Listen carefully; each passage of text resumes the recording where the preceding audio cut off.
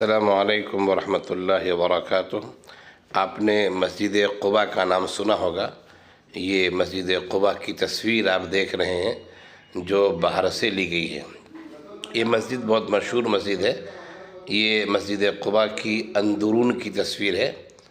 ذرا غور سے دیکھیں، نقش و نگار بھی ہے، خوبصورتی بھی ہے، اور اپنے اندر ایک بے مثال مسجد ہے۔ یہ اللہ کے رسول صلی اللہ علیہ وسلم مکہ مکرمہ سے ہجرت کر کے جب مدینہ تشریف لائے تھے تو مدینہ شہر پہنچنے سے پہلے آپ نے قباء کی جگہ پر قیام کیا تھا اور وہاں اپنے ایک مسجد کی تعمیر کی تھی۔ یہ وہی مسجد قباء ہے۔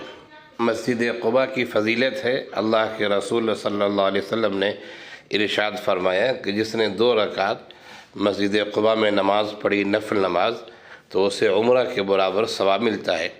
اور یہ حدیث محراب کے اوپر لکھی ہوئی ہے، اور آپ اس مسجد کو دیکھیں غور سے۔ یہ ممبر ہے جہاں سے امام خطبہ دیتا ہے، اور اللہ کے رسول صلی اللہ علیہ وسلم کا معمول بھی تھا کہ ہفتے میں عام طور سے 1 دن مسجد قباء جایا کرتے تھے۔ یہ مدینہ منورہ سے تقریباً 3 کلومیٹر کے فاصلے پر یہ بستی ہے۔ جو لوگ بھی حج یا عمرہ کرنے آتے ہیں اور مدینہ منورہ میں جن جگہوں کی زیارت کی جاتی ہے یا لوگ کیا کرتے ہیں، ان جگہوں میں سے ایک جگہ یہ قباء کی بستی بھی ہے جہاں مسجد قباء ہے۔ تو مسجد قباء میں لوگ آتے ہیں اور زیارت کرتے ہیں۔